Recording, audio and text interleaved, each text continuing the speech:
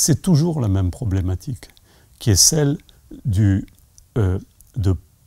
penser le monde pour agir sur lui, comme maître et possesseur, donc d'incarner, de passer par le corps et par l'objet technique pour agir sur le monde. Le seul qui s'est opposé à cette vision, pour moi, dans la philosophie occidentale, d'ailleurs aujourd'hui ça devient une référence pour beaucoup, pour penser à un moment où le mythe du progrès s'affaiblit et donc la pensée industrielle vacille, cette religion vacille, c'est Rousseau.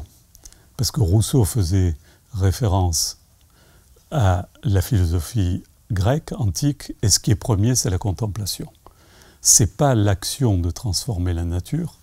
L'homme, dit Rousseau, en transformant la nature, d'accord, il respecte, si je puis dire, une sorte de puissance interne qu'il appelle la perfectibilité, qui n'est pas le perfectionnement, mais en même temps, il se dénature.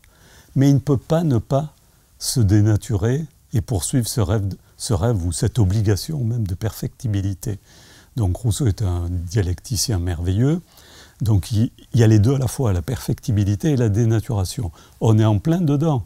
Lui, il nous a dit en 1754 exactement, « Faites gaffe, vous allez rentrer dans un truc infernal, mais vous ne pouvez pas ne pas y aller. » Donc l'Occident y a été, on est en plein dedans, sauf qu'en même temps, cette religion industrielle est en train de vaciller parce que ses piliers, notamment le mythe ou le grand récit du progrès, lui-même est en train de basculer ou de vaciller. Ce qui veut dire que l'Occident, pour moi, dans sa vision constitutive du monde, est en train de vaciller.